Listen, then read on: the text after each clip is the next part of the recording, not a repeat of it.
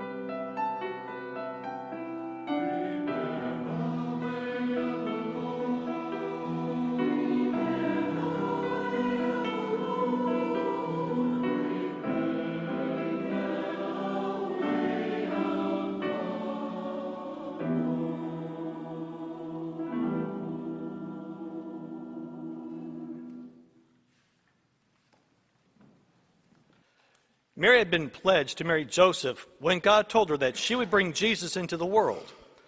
When she told Joseph she was with child, Joseph had doubts. An angel spoke to Joseph and told him not to be afraid of marriage to Mary. Listen to Joseph as he shares about his son. My father taught me so many things. He taught me to love the smell of freshly cut wood and the feel of a tool in my hand. He taught me to create things that were useful and beautiful. He taught me the stories of our people, told me proudly that the promised Messiah would come from our very own family line. I was amazed, but removed. I never thought I would be part of it. Holding my infant son in my arms that very first time, I looked down to his small face, held his tiny body, and tried to understand that I was a father now. This baby would become a man, and I would be the one to teach him. I would tell him the stories of our people, but I would tell them much differently than before. I was no longer removed in any way. The stories would be about him. All the stories had always been about him. I'd held him tightly to my chest. He was so small, so much on those infant shoulders, swaddled and covered in bits of hay. None of it made sense. When Mary came to feed him, it was hard to let him go. I did my best. It wasn't perfect.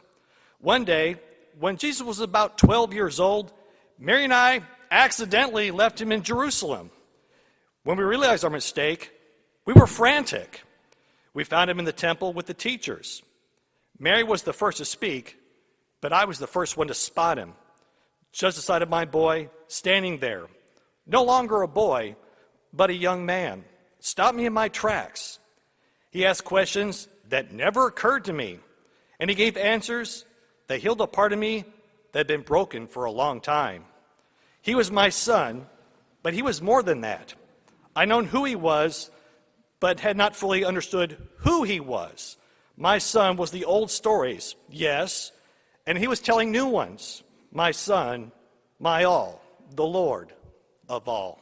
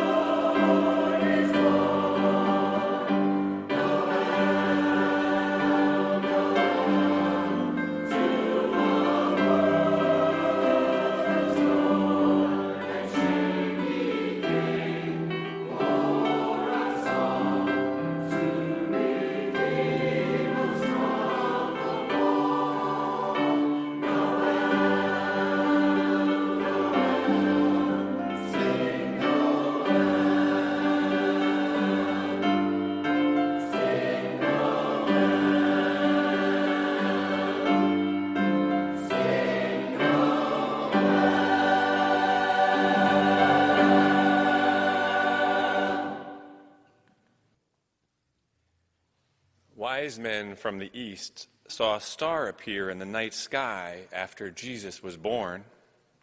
These men followed the star until they found him. Listen now to one man's story. I am a man of logic. I have always been a man of logic. I have made a sensible life for myself by making logical choices and strategic moves. I learned early on that the only thing a man can count on is himself. The world is unsteady, and one can only steady it by hard work, right answers, and good connections. This way of life worked extremely well for me until I saw that star. Until I saw the thing that made no sense. I tried to make sense of it, believe me. My colleagues and I studied the astrological phenomena in depth for many days. We deduced that it could have some connection to Israel's prophets when they spoke of a future king. Finally, able to learn no more, we put away all of our calculations and packed for a long journey. We just needed to see where it led us. This was our first departure from logic. We inquired about the star to the king in Jerusalem, but he appeared to have no knowledge of the star's meaning, or the one to whom it may have pointed. He asked many questions, and we suspected that he felt threatened by the prophecy, which validated it for us. It was not just a small story, then, if a grown king was scared. Not just a small baby, then, if he could light up the night sky. We continued our journey with growing excitement. We followed and let the light lead. I had never followed anything but myself until that journey. As suddenly as the star had appeared in the sky, one night it just stopped, right over a small house. We looked at each other in astonishment. It made no sense for us to kneel down. It was not logical for us to take out the fine gifts we had brought and carry them toward that humble door until I saw that child. Then somehow it all made sense, a greater sense than me or my small knowing or small life. I repented, I worshiped, and I returned home a new man.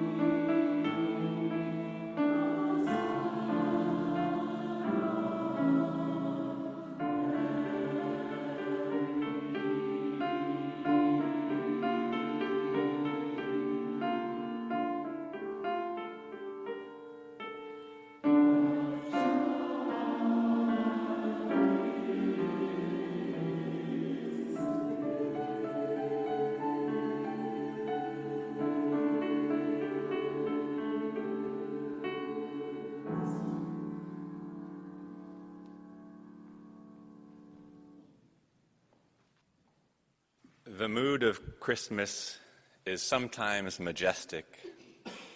The songs of Christmas are always sweet.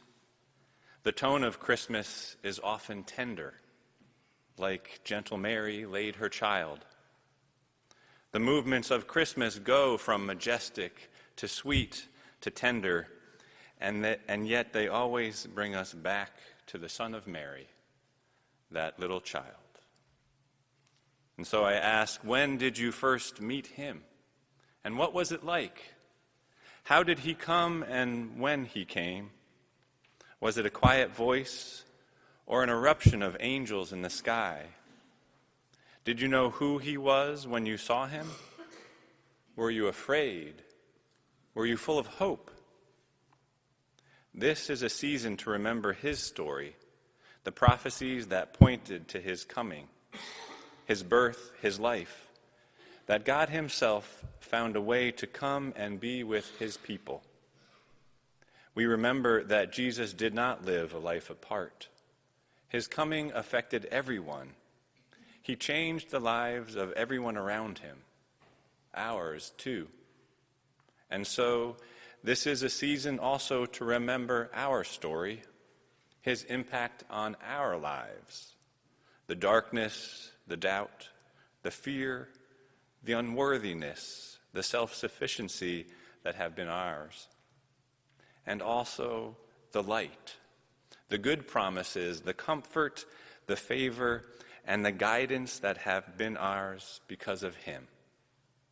We come this season along with all these people who loved him, Zechariah, Mary, Joseph, Simeon, a shepherd, the wise man, to Bethlehem. We lean over the side of the manger and behold him. We come full of joy. We come full of hope. We come and adore him, Christ the Lord.